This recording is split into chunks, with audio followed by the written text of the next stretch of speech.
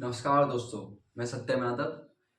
मैं आज आपको इस वीडियो में प्रोनाउन के बारे में बताऊंगा।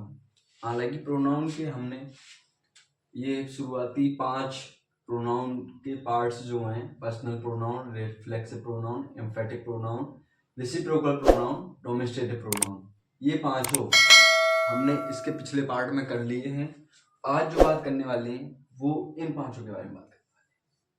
तो हम अब इनको जानेंगे, ये क्या होते हैं, कैसे, कहाँ यूज किए जाते हैं। अब सबसे पहले बात करते हैं इंडेफिनिट प्रोनाउन की। ठीक है, इंडेफिनिट प्रोनाउन क्या होते हैं। हाँ जी, तो अब बात करते हैं इंडेफिनिट प्रोनाउन की। ये प्रोनाउन किसी निश्चित वस्तु या व्यक्ति को प्रकट नहीं करते हैं, यानी कि किसी निश्चित वस्तु या व्यक्ति को प्रकट नहीं करते, मतलब दिखाते नहीं है। ठीक है, अब ये कौन से होते हैं? ये इनमें से होता है, एक सम होता है, वन होता है, सम वन होता है, all, if you, other, no one, nobody, anyone, ETC. ठीक है, ये जो है ये क्या है? ये हैं इंडेफिनिट प्रोनाउन। ये किसी निश्चित वस्तु या व्यक्ति को प्रकट नहीं करते हैं। अब हम समझते हैं एग्जाम्पल की मदद से। अब ये एग्जाम्पल है, some have joined the party. इसमें सम जो है क्या है? ये इंडेफिनिट प्रोनाउन है। ये यहाँ आपको दिख रहा होगा, ये किसी वस्तु या व्यक्ति को प्रकट नहीं कर रहे, नहीं दिखा रहे कि कोई व्यक्ति है या वस्तु है। Some have joined the party मतलब कुछों ने पार्टी को ज्वाइन किया या पार्टी में गए। ठीक है, all went to Jaipur. All कौन गए? किसी को दिखाया थोड़ी नहीं है इसमें। तो जो दिखाते नहीं है मतलब कि ये किसी निश्चित वस्तु या व्यक्ति को प्रकट नहीं करते।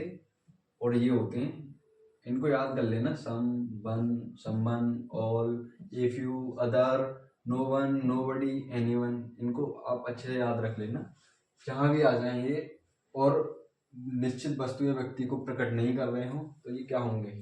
इंडेफिनिट प्रोनाउन होंगे। ठीक है, अब आपको इंडेफिनिट प्रोनाउन तो समझ में आ ही गया होगा। अब बात करते हैं अगले प्रोनाउन की। अगला प्रोनाउन कौन सा है? अगला प्रोनाउन है इंटेरोगेटिव प्रोनाउन। ठीक है, तो ये तो समझ लिया होगा आपने। अब बात करते हैं इंटेरोगेटिव प्रोनाउन की। अब बात करते हैं इंटेरोगेटिव प्रोनाउन की। इंटेरोगेटिव प्रोनाउन कौन से होते हैं? हु, हुम, हुज, व्हिच और व्हाट, ये इंटेरोगेटिव प्रोनाउन होते हैं। इनका प्रयोग प्रश्न पूछने के लिए किया जाता है, मतलब कि क्वेश्चन करने के लिए किया जाता है। जैसे कि मैंने एग्जांपल में लिखा है व्हाट इज दैट। पहला एग्जांपल जो है वो है व्हाट इज दैट, ये क्या है ना। इसका मतलब है यह क्या है। तो इसमें जो व्हाट यूज जो किया गया है ना, व्हाट इंटेरोगेटिव प्रोनाउन है। और क्यों यूज किया गया है? इसका यूज जो है प्रश्न पूछने के लिए कर रहे हैं ना, क्वेश्चन कर रहे हैं ना किसी से, ये क्या है। हु इज ही, वो कौन है या वह कौन है ना। तो इनका प्रयोग जहाँ भी होता है प्रश्न पूछने के लिए किया जाता है, और ये इंटरोगेटिव प्रोनाउन होते हैं। ये तो इंटरोगेटिव प्रोनाउन तो आप समझ ही होंगे। अब बात करते हैं अगला डिस्ट्रीब्यूटिव प्रोनाउन के बारे में। हाँ जी, अब बात करते हैं डिस्ट्रीब्यूटिव प्रोनाउन की। ये कौन से होते हैं और कहाँ कैसे प्रयोग होते हैं, इनके बारे में बात करते हैं। Distributive pronoun each, everyone, either, neither, ये क्या होते हैं? डिस्ट्रीब्यूटिव प्रोनाउन होते हैं। ये प्रोनाउन व्यक्ति या वस्तु को व्यक्त करते हैं और ये सिंगुलर होते हैं। और हाँ, एक बात और ध्यान में रखने वाली बात ये है कि इनके साथ जो भी वर्ब लगती है वो सिंगुलर वर्ब लगती है।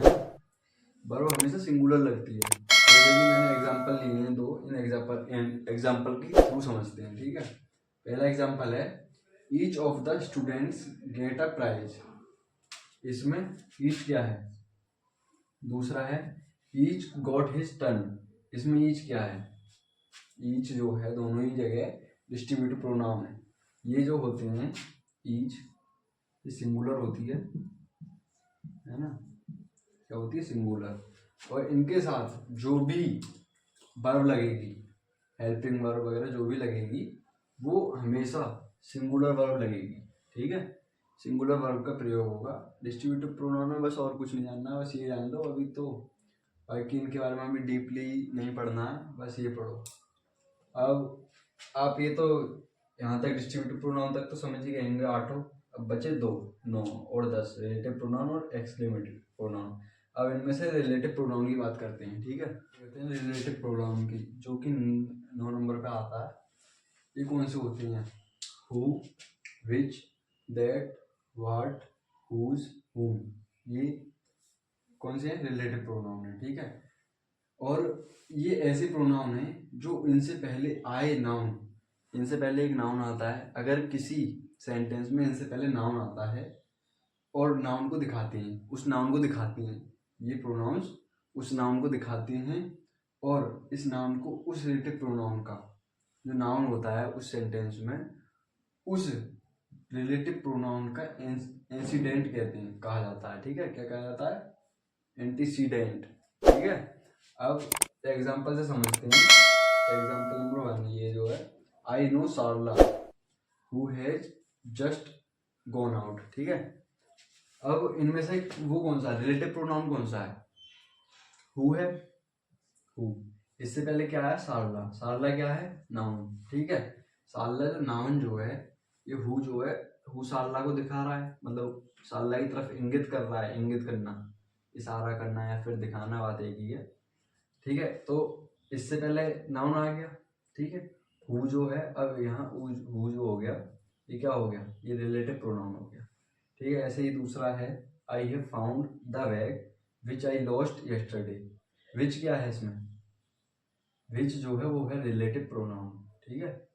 विच ये है, ठीक है।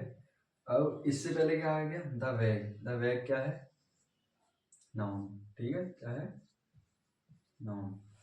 अब आप समझ गए होंगे, किसी भी सेंटेंस में पहले वो आता है, नाउन आता है, उसके बाद ये इनमें से कोई भी वर्ड आ जाता है, ये जो है ये रिलेटिव प्रोनाउन में आ जाता है, और ये वर्ड्स उस नाउन को इंगित करते हैं, यानी कि इशारा करते हैं या फिर दिखाते हैं, तो ये जो है रिलेटिव प्रोनाउन हो जाते हैं, ठीक है। रिलेटिव प्रोनाउन भी समझ गए होंगे आप। अब बात करते हैं लास्ट एक्सक्लेमेटरी प्रोनाउन की, ठीक है। एक्सक्लेमेटरी प्रोनाउन की। एक्सक्लेमेटरी प्रोनाउन कौन से होते हैं, क्या होते हैं, ठीक है। ये pronoun used in as an exclamation is called exclamatory pronoun. Exclamation क्या होता है, ठीक है। एक्सक्लेमेशन एक चिन्ह होता है ऐसा, ये जो होता है ये होता है एक्सक्लेमेशन, ठीक है। एक्सक्लेमेशन चिन्ह होता है, ठीक है। जैसे कि ये यहाँ लगा है, ये यहाँ जो लगा है, इसका मतलब है ये pronoun used as an exclamation. कोई प्रोनाउन एक्सक्लेमेशन को यूज कर लेता है अपने बाद, उसे एक्सक्लेमेटरी प्रोनाउन कहते हैं। जैसे कि इन एग्जांपल्स में किया हुआ है। पहले एग्जांपल में है what exclamation you don't know Sonia Gandhi. तो व्हाट के बाद ये जो एक्सक्लेमेशन यूज किया है, ये क्या है? एक्सक्लेमेटरी प्रोनाउन दिख रहा है इसमें, ठीक है। इसमें ये व्हाट जो हो गया, ये एक्सक्लेमेटरी प्रोनाउन हो गया। अब दूसरा है हु के बाद है exclamation you lost the chain, ठीक है। इसमें ये क्या है? क्या है ये? हु जो है एक्सक्लेमेटरी प्रोनाउन है। तो इन दो वीडियो के माध्यम से हमने जाना प्रोनाउन क्या होता है, प्रोनाउन के कितने पार्ट्स होते हैं, और सारे पार्ट्स के बारे में डिटेल में जान लिया है हमने, है ना। मैं आशा करता हूँ आपको इन दोनों वीडियोस के माध्यम से प्रोनाउन अच्छे से समझ आ गया होगा। यदि आपको प्रोनाउन बहुत अच्छे से समझ आ गया तो वीडियो को लाइक करें, अपने दोस्तों के साथ शेयर करें, और यदि चैनल पर नए हैं तो चैनल को सब्सक्राइब करना बिल्कुल भी ना भूलें। धन्यवाद।